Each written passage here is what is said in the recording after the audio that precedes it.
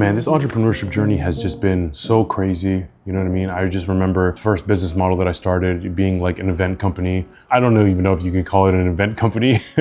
Basically, my friends and I were renting Airbnbs and selling tickets to these private events where, you know, we have security and a DJ, and it was basically a more intimate club experience, which actually came to bite me in the ass now just because I'm blacklisted on Airbnb. But thankfully we have Ellie Jane's account, you know, to get us around and get us these nice accommodations. But yeah, it was very short-lived. I think it was a very fun chapter for all of us. We got to have some once in a lifetime experiences with, you know, during like our days in college or whatever. So from a business perspective, it wasn't sustainable. I mean, we could have probably transitioned into like hosting events in like venues and stuff, but I feel like it would have defeated the purpose of why we started it to begin with. So yeah, that didn't work out. Then it transitioned into drop shipping, where for those of you that are unaware with what the drop shipping business model is, basically you're the middleman where you create an e-commerce store and you link your store page to someone on like Alibaba, and whenever someone makes a purchase on your site, the order will actually be fulfilled from the supplier in, you know, wherever they are, like China or whatever. You're just doing the marketing, so you have no inventory. Had some good moments, a lot of highs, a lot of lows,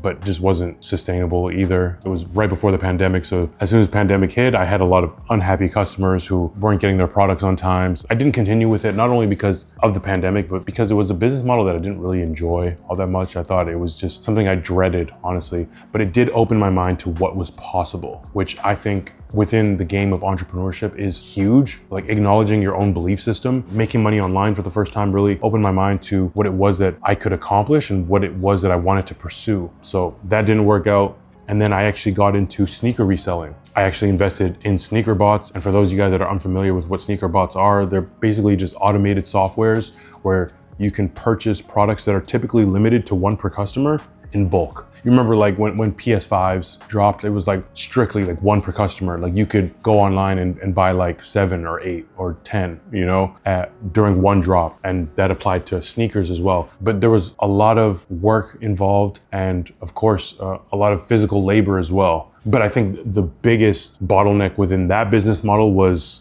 inconsistency, right? Like you have some really good months, you have some really poor months, and it's all based on, you know, what is Nike dropping this month? What's Yeezy saying? What's Kanye saying? You're gonna drop some shoes? You know, it was just like, it was dependent so much on others. And I got back to the drawing board and I was like, I wanna go back to making money online, which then got me into marketing. So now we run a social media marketing agency where we offer high quality video editing services to businesses and influencers. You know, never looked back since. It's been a few years now, but I think I really want to devote myself this year to really scaling and taking this business to where I believe it can get to.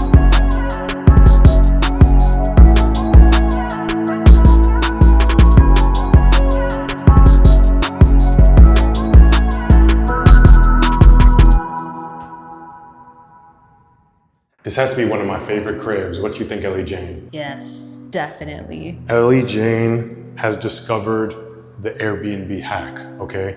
And this hack that I'm referring to is basically just finding reputable hosts on the platform who have brand new listings. So they have a bunch of other listings that have great reviews, but then you'll find this one that has 0 reviews. So they're trying to get it into the algorithm. They're gonna be a lot more flexible with the price. And Ellie Jane just knows how it works, right? Yep. But yeah, man, this is the crib. We've been really enjoying it out here in Bangkok with this amazing view out here. Like I said, because this place was a new listing, we were able to get it for a much better rate. But it is even like, regardless, you know, I feel like investing in a place that you feel inspired in, you feel comfortable in, especially when you're trying to, you know, get into a workflow and just like really lock in, is totally worth it. Because if you're in a place that you don't enjoy, it might be significantly cheaper. You're just gonna feel the need to like get out all the time, go to cafes, go to, you know, co-working spaces, just to get out, maybe get some natural light. But, you know, I got a place like this with like massive windows, just feel just like really inspired and motivated every day. I think that goes a long way. So you can definitely view it as an investment, you know what I'm saying? But yeah, nothing too crazy, but it's still, again, just very fun, you know. Got the food set up over here, right, Ellie Jane? Yeah, just the bathroom, you know what I'm saying? Got the laundry machine, got the bathroom right here. Beep. Boom, boom. Boom, boom, boom. Right now, today, we are in Bangkok. We're loving it. Another one of the reasons why Thailand is one of my favorite places in Southeast Asia is just because technology-wise, I just feel like they're more advanced. You know, like Wi-Fi speed up in here is lit. Like we're just moving at such an efficient pace, and that's something I feel like it's so easy to take for granted when you're in like all these like other places, different countries. But here's so fast. We should slap on a screenshot of the I already Wi-Fi. got it. I already got it. I already got it. Stop it. Don't stomp at me though. Yo, when Ellie Jane be getting mad, she stomped at me. Don't do that. Don't interrupt me. Hold on. This is the bedroom situation. It looks like it was pulled out of a IKEA catalog, but it's still fire. You know, it's comfortable, and we got, you know, just waking up with this view. Beautiful. Super dope. I think this is the first loft we stayed in. This is the first loft we stayed in, for sure, which has definitely contributed to it being among our favorite places, if not our favorite place, we would say, right? But again, I think one of the core things that a lot of entrepreneurs are faced with is shiny object syndrome, especially now with all this AI, all these different entrepreneurs who are finding so much success in short amount of times, honestly, with AI and stuff. It's like, you can't get distracted. You just cannot, you know, because there are opportunities within every industry, but what are you going to focus on? What are you going to devote yourself to through the highs and the lows? You know, because I've seen it time and time again where people just drop out of a business too early, and we've come this far, and I know what it's taken for us to get this far. So for me to just, you know, like talk to other people and hear about what they're doing and how they're finding success, and to just drop what it is that I'm doing because they're finding success within that business model is foolish to me. So just remaining resilient, staying focused. I think particularly in the beginning stages, the most important thing is to master a service or a product, to master that, to really crush it, to have it so solidified, and then you diversify. But most people that I've seen, like, they diversify far too early. So that's not something that I want to do. I want to focus on what we have right now, and then we can worry about diversifying later. You know what I'm saying?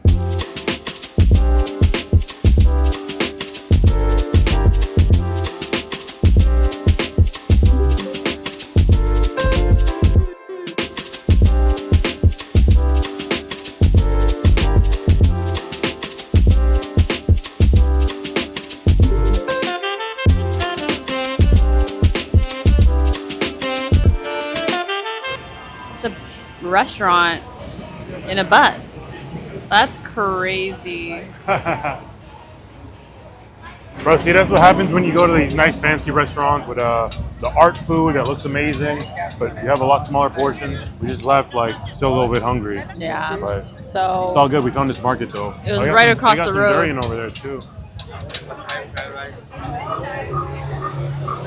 I was like, there's a frog. Wow. But yeah, earlier in 2025, man, I actually met who is now my mentor. In Phuket, Thailand. He was actually from Toronto, and he was also running an agency. He still is, and his agency is doing really well. They're actually an award-winning agency, and we got to talking, and we were just vibing, bro. You know, and he's just been helping me out a lot and giving me a lot of tips and strategies that I can think about incorporating into our business, as far as, you know, how it is that we can accelerate the process of scaling. If you guys saw in one of my recent vlogs, we were in Hoi An in Vietnam, and I was talking about how, you know, we're gonna start running ads because it's a client acquisition system that we haven't tried yet. And after talking with my mentor, he's like, hey, look, like, bro, before you invest into paying Facebook and Instagram to get more eyeballs on your offer, you need to refine your offer and ensure that that's what it is that people want. And what I would suggest you do, because this is what worked for me, is you do a cold email strategy, but not the typical cold email strategy that most people do, where it's just all about volume, like sending hundreds, if not thousands of emails a month, which I have tried in the past and it hasn't been that successful. He's like, you want to try a quality over quantity approach. Send less emails, but personalize them. Do that for a few months and see how that goes. That's interesting, you know, because as I said, I have tried cold email myself before and was able to sign a few clients from it, but the amount of work that went into like the clients that I got, it wasn't sufficient. I think that's what I'm gonna focus on now, is before I get into running ads, is focusing on a more personalized approach of like reaching out to businesses. So yeah, man, I'm gonna focus on that for now, and I'll keep you all posted on the success rate of that. Ali Jane says she wanna go to the pool, so let's go check out the pool. So I don't know if I'm gonna hop in. Are you gonna even try and convince me? If not now, then when? Is that, so that's it? That's the extent of your persuasion? I'm gonna push you in there. Look at this. Isn't this not like the most inviting? Look at, it's amazing. It's actually really hot today. Wow. Taking a boat chair, bro. Damn. I mean, if there was a day to hop in, it would be today, huh?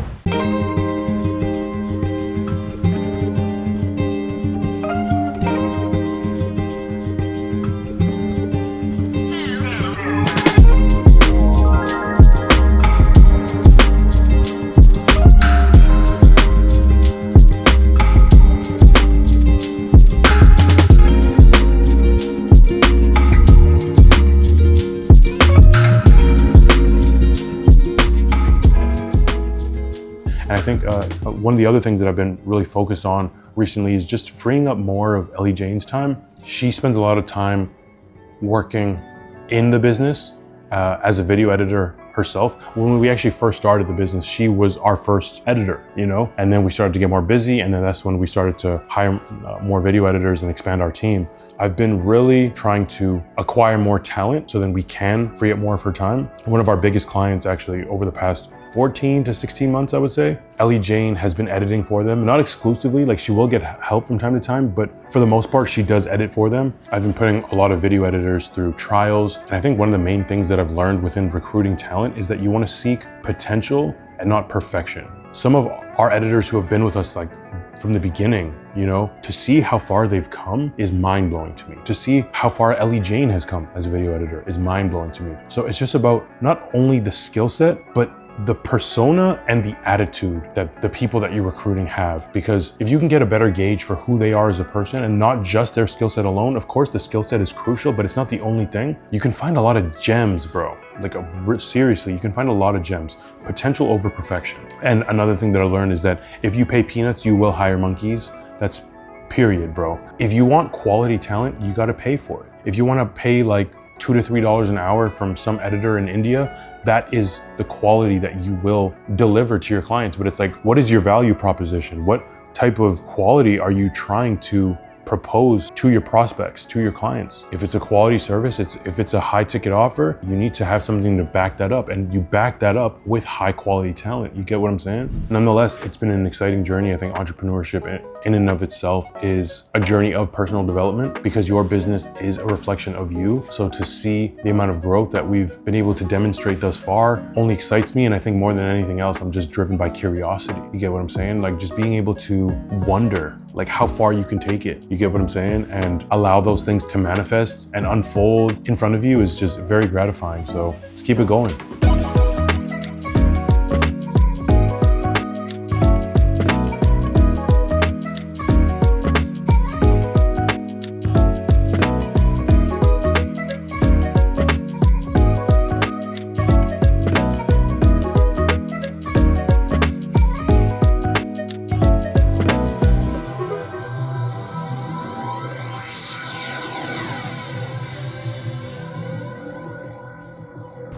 Stranger Things or Breaking Bad? We were having this conversation recently. Two of the better, more popular shows, more epic, more intense, very suspenseful. I say Stranger Things personally, and you? I haven't watched Breaking Bad in a few years, but yeah, there is something about Stranger Things that just ties into so many different stages of life that I feel like Breaking Bad doesn't, and I love the nostalgia. Stranger Things. So fun. The soundtrack is like amazing. It's just so epic and cool and unique. Girl, that's enough. Sorry.